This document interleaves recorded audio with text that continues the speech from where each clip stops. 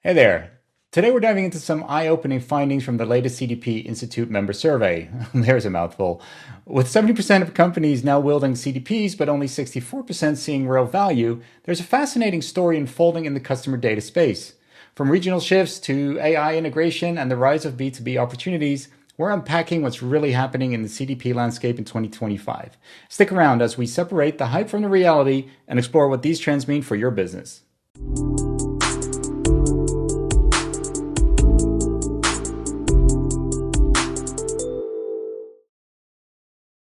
My name is Matthew Niederberger, and welcome back to the MarTech Therapy channel, where we do our best to relieve those MarTech stress points and make you feel zen in your stack. If there is anything insightful in this video, please consider liking and subscribing to the channel. As data professionals, we know how this will improve the algorithm. Let's get started.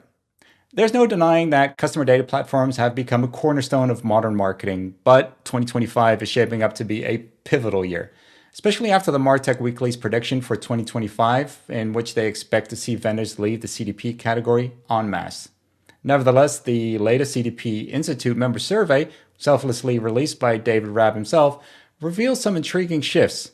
And if you're in MarTech, these insights matter more than ever. CDPs are no longer a novelty. According to the survey, nearly 70% of companies have deployed one, and over half have a unified customer database. I mean, that's great news. But new deployments are slowing down, and not every existing deployment is hitting its stride. Only 64% of the users say that their CDP delivers real value. Why? It's not about tech. I mean, the technology works. According to the survey, the bottlenecks are organizational. Teams that can't align and expectations that don't match reality, and more importantly, underestimated costs. In other words, if your team isn't prepared, your CDP won't work miracles. Thinking of a Formula One metaphor used in the Customer 360 book by Martin Kinn and Andrea Lin, think of a CDP like a Formula One car. You can have the best machine on the grid, but if the team behind it isn't in sync, you're not crossing the finish line first. The Americas have been the traditional hub for CDP adoption, but regions like EMEA and APAC are catching up fast. But this data is influenced by a slowdown in the former, so we need to take it with a grain of salt. EMEA businesses, especially B2C firms, are embracing CDPs at impressive rates though, which in my honest opinion has to do with the lower licensing costs due to a saturated market, benefiting the small to medium-sized businesses looking to expand their business with more proven techniques. In APAC, it's not just about adoption. This region has become a breeding ground for new CDP vendors. Here's the interesting part. Companies in these regions are often managing MarTech differently. In the Americas, IT departments are taking charge more often, but when MarTech teams lead the way, satisfaction rates are higher. Why, you might ask? Well, MarTech teams know the landscape better and can adapt faster to the demands of marketing. IT might bring technical expertise, but responsiveness is critical, especially when customer expectations are constantly changing and becoming more demanding.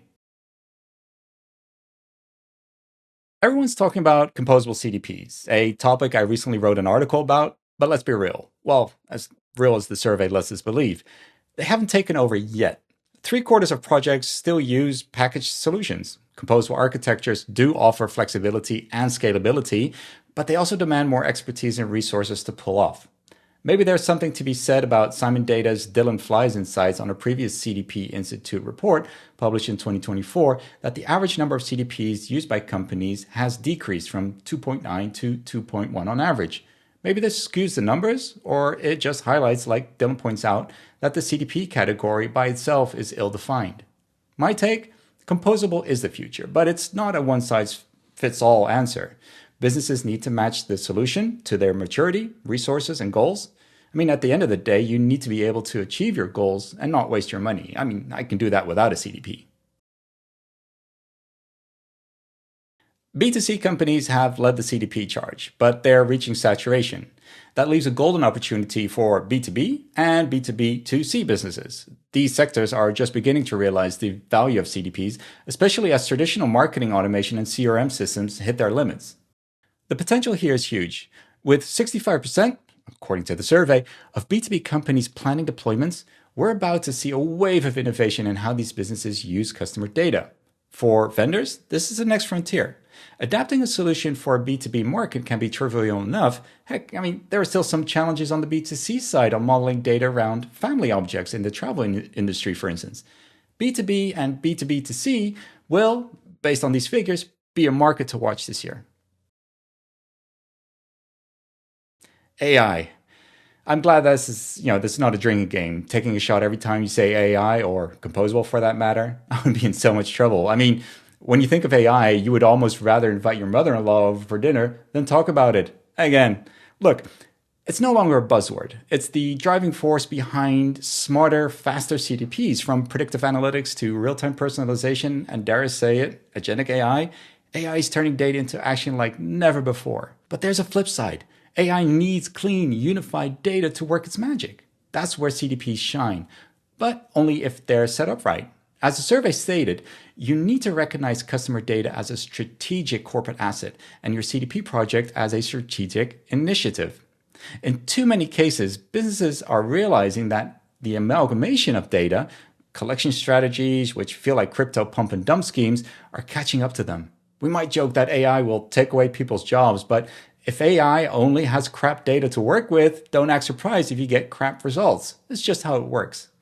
In any case, if you're ignoring AI in your CDP strategy, you're leaving a massive competitive edge on the table. Get your data sorted, even if you don't get started with AI today, because remember, garbage in is garbage out. The CDP market in 2025 is changing, and so are the challenges. They are not making our jobs easier. There is still a lot we need to learn in this new environment. The key is to focus not just on the technology, but on the teams and the processes and the strategy behind it. Whether it's navigating regional differences, deciding between packaged or composable solutions, or integrating AI, where's my shot here? There's a lot to think about. What's your next move? Let's talk about it. Thanks for tuning in, and I'll see you next time. And remember, if you have any questions, you know where to find me.